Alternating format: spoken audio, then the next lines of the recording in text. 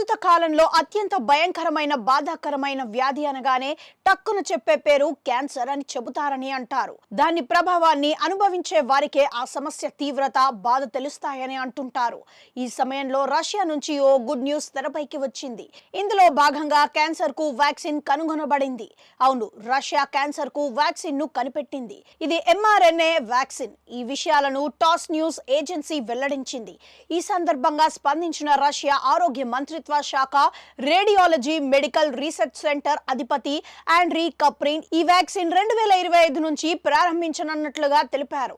ఇదే సమయంలో వ్యక్తీకరించిన టీకాలు నిర్మించడానికి సమయం పడుతుందని, ఈ విధానాలకు అరగంట నుంచి గంట సమయం పడుతుందని Gamaleya national research centre director epidemiology microbiology Alexander Ginsburg చెప్పారు.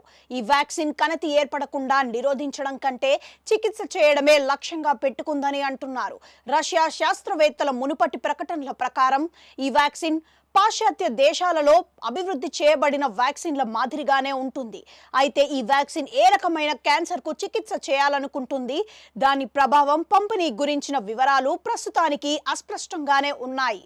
వాస్తవానికి రష్యాలో క్యాన్సర్ రేట్లు పెరుగుతూనే ఉన్నాయి. ఇందులో భాగంగా 2022లో 6,35,000 కేసులు నమోదయ్యాయని చెబుతున్నారు. వీటిలో ప్రధానంగా రొమ్ము, ఊపిరితిత్తులు, పెద్దపేగు క్యాన్సర్ రష్యన్లలో సర్వసాధారణంగా నివేదించబడ్డాయని అంటున్నారు.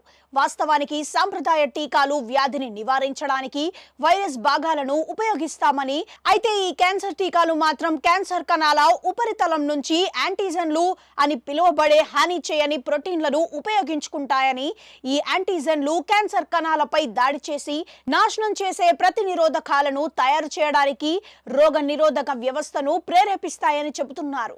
ఈ వ్యాక్సిన్లను ఈ ఏడాది మేలో యూనివర్సిటీ ఆఫ్ ఫ్లోరిడా పరిశోధకులు గ్లియోబ్లాస్టోమాతో బాధపడుతున్న 4 రోగులపై వ్యక్తిగతంగా పరీక్షించారని, ఈ ఇంజెక్షన్ చేసిన 2 రోజుల్లోనే బలమైన రోగ నిరోధక ప్రతిస్పందనను ప్రేరేపించిందని అధ్యయనం వెల్లడించిందని చెబుతున్నారు. ఇక టాస్ న్యూస్ ఏజెన్సీ నివేదిక ప్రకారం ఈ వ్యాక్సిన్ రష్యన్లకు ఉచితంగా పంపిణీ చేయబడుతుందని, ఈ పంపిణీకి 2025 ప్రారంభంలోనే ప్రారంభమయ్యే అవకాశాలున్నాయి. ఇక ఇతర స్టేట్స్ లో ఒక్కో మోతాదుకు 3 లక్షల రూబీళ్లు ఖర్చవుతుందని చెబుతున్నారు.